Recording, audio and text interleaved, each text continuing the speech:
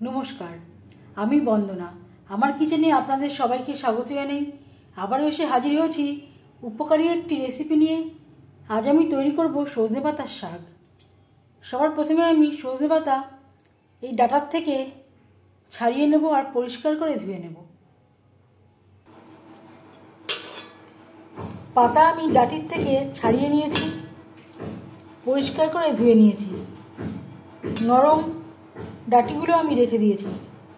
আর লাগছে নারকেল। এতটা আমার লাগবে না, আমি এখান থেকে এরও অর্ধেকটা মতো ব্যবহার করব। শাক আমি কুচি করে কেটে নিয়েছি। 2 চামচ রিফাইন্ড অয়েল গরম করে নিয়েছি। ফোড়নে দিয়ে দেব একটা শুকনো লঙ্কা। 10-15 সেকেন্ড লঙ্কা ভেজে নেওয়ার পর দিয়ে দেব সামান্য পরিমাণে গোটা জিরে।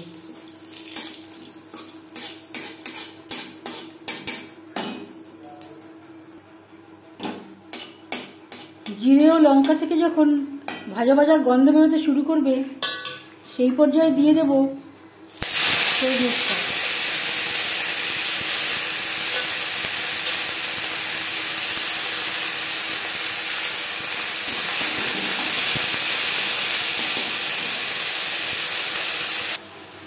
সজনে পাতা সেদ্ধ বা ভাজা হতে একেবারেই সময় লাগে না।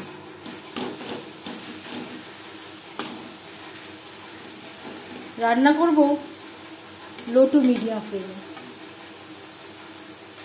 আমার যেহেতু শাকের পরিমাণটা কম, তাই আমি রান্নাটা করব লো টু মিডিয়াম ফ্লেমে। 2-3 মিনিট নাড়াচাড়া করে নেওয়ার পর স্বাদ মতো লবণ আর লাগছে নারকেল কোড়া। শাকের সাথে নারকেল বেশ ভালো করে মিক্স করে দেব। এবার যাচ্ছি ফাইনাল স্টেপে। সব শেষে দিয়ে দেব খুবই সামান্য পরিমাণে হলুদের গুঁড়ো। শাক ও নারকেলের সাথে হলুদের গুঁড়ো বেশ ভালো করে মিক্স করে দেব। 2-3 মিনিট লো ফ্লেমে নাড়াচাড়া করে নেব। নারকেল কখনোই আগে অ্যাড করবেন না, তাহলে ভাজাটা ভালো হবে না, কড়াইতে লেগে যাওয়ার সম্ভাবনা থাকতে পারে। নারকেল সবসময় পরে দেওয়ার চেষ্টা করবেন।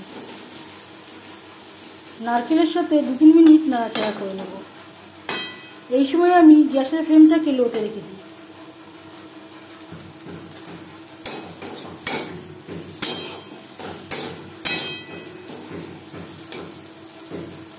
তিন 4 মিনিট লো ফ্লেমে নাড়াচাড়া করে নেওয়ার পর গ্যাসের ফ্লেমটা অফ করে দেব।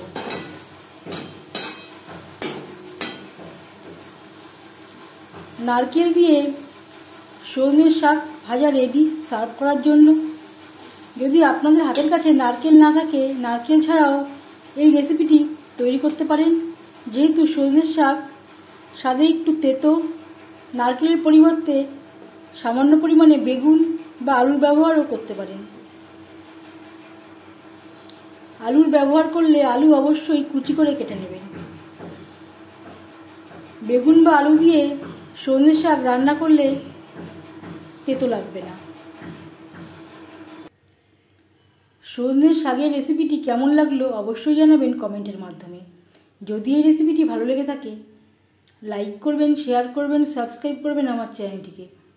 বেল আইকনটা ক্লিক করে দেবেন। যখন আমি নতুন ভিডিও আপলোড দেব, তার নোটিফিকেশান সবার আগে আপনার কাছে পৌঁছে যাবে। আপনারা সবাই ভালো থাকবেন।